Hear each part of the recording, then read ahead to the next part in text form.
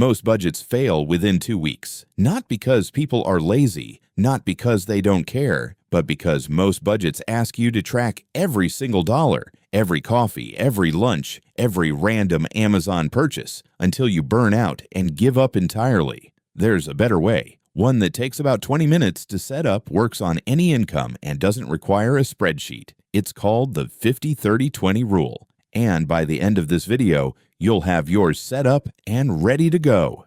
Here's what we're covering today. First, exactly what the 50-30-20 rule is and why it works when other budgets don't. Second, how to calculate your personal numbers in under 10 minutes. Third, the most common mistakes people make when using this rule and how to avoid them. And finally, how to actually implement it so it runs on autopilot without you having to think about it. If you watched our last video on why you're always broke, this is the direct answer to that. This is the system that fixes it. Let's go. The 50-30-20 rule was popularized by Senator Elizabeth Warren. Yes, that Elizabeth Warren, in her book, All You're Worth. The idea is simple. You take your after-tax income and split it 3 ways. 50% goes to needs. These are the things you genuinely can't avoid. Rent or mortgage, utilities, groceries, minimum debt payments, insurance, transportation to work. The non-negotiables. 30% goes to wants. This is your life. Dining out, subscriptions, hobbies, travel, entertainment. Things you could technically live without but genuinely enjoy. This is not a punishment category. You're supposed to spend it. 20% goes to savings and debt. This includes your emergency fund, retirement contributions, extra debt payments beyond the minimums, and any investing.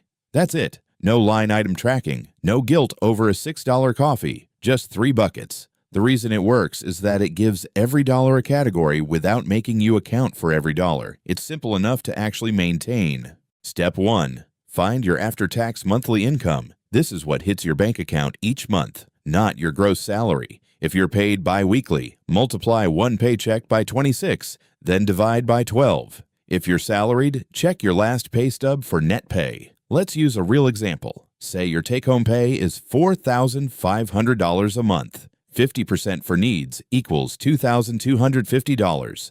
30% for wants equals $1,350. 20% for savings equals $900. Now let's actually sort some real expenses into those 3 buckets so you can see how this works in practice. In the needs column, rent or mortgage, electricity, water, gas, groceries, car insurance, health insurance, minimum credit card payments, phone bill. These are non-negotiable. Life stops without them. In the wants column, dining out, coffee runs, streaming services, gym membership, new clothes, weekend trips, Amazon impulse buys, subscriptions you enjoy but could technically live without. In the savings column, your emergency fund contribution, any extra debt payments above the minimum, retirement account like a 401k or Roth IRA, and any general investing. Here's where it gets interesting. A lot of people don't realize how much is in the wants column until they actually write it out. That $14 streaming service, the $45 gym, the $60 a week on DoorDash.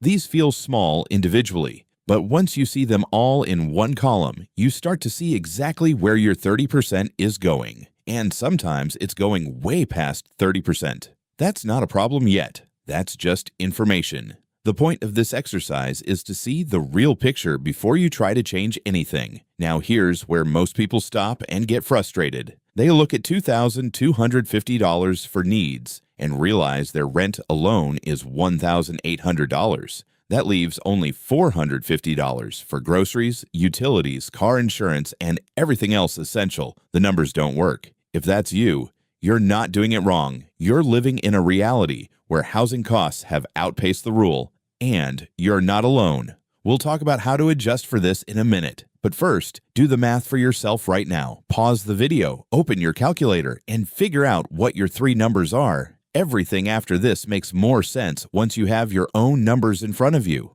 Mistake 1. Confusing wants and needs. This is the big one. Your Netflix subscription is a want. Your gym membership is a want, even if it's good for you.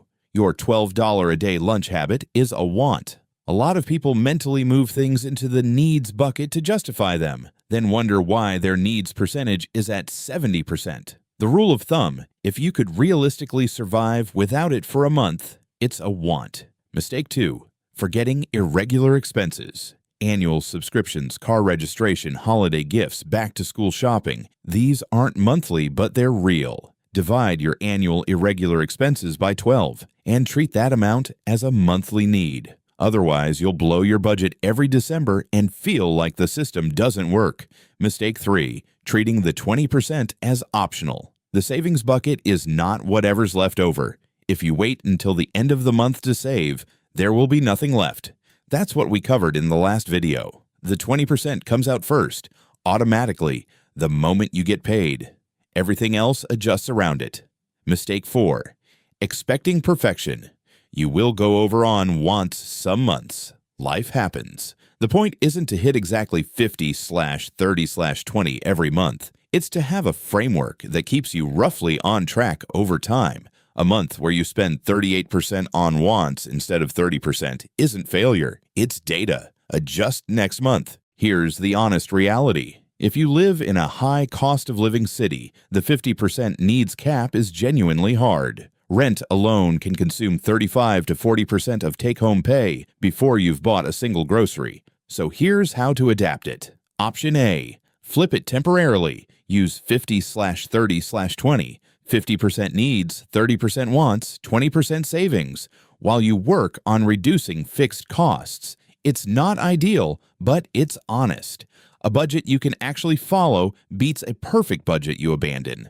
Option B. Attack the biggest need. Housing is almost always the biggest lever. Could you get a roommate, move to a slightly cheaper area, negotiate rent at renewal? A $200 per month reduction in rent is $2,400 a year freed up. More impactful than canceling every subscription you have. Option C. Increase the income side. The rule works better as income rises. A side income of even $500 per month dramatically changes what these percentages look like in real dollars. The goal isn't to force your life into a formula. The goal is to build a system where saving 20% becomes the default, not the exception. So here's the exact setup that makes this work without willpower. Step 1. Open a second savings account if you don't already have one. Most banks let you do this for free. Label it savings or emergency fund. Step 2. Set up an automatic transfer the day after your payday. The exact amount is your 20% number. It moves before you can spend it. Step 3. Pay all your fixed needs first. Rent, utilities, subscriptions, minimums. These are predictable and can often be set to autopay. Step 4. Whatever is left is your wants budget for the month. You don't need to track it line by line. When it's gone, it's gone.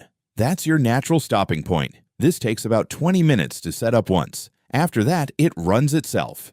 Let's recap. The 50/30/20 rule splits your after-tax income into 3 categories: 50% for needs, 30% for wants, 20% for savings. It works because it's simple enough to actually maintain. Calculate your 3 numbers using your real take-home pay. If the 50% needs cap doesn't work for your situation, adjust the percentages and work toward the ideal over time. Avoid the 4 common mistakes: misclassifying wants as needs, ignoring irregular expenses, treating savings as optional, and expecting perfection.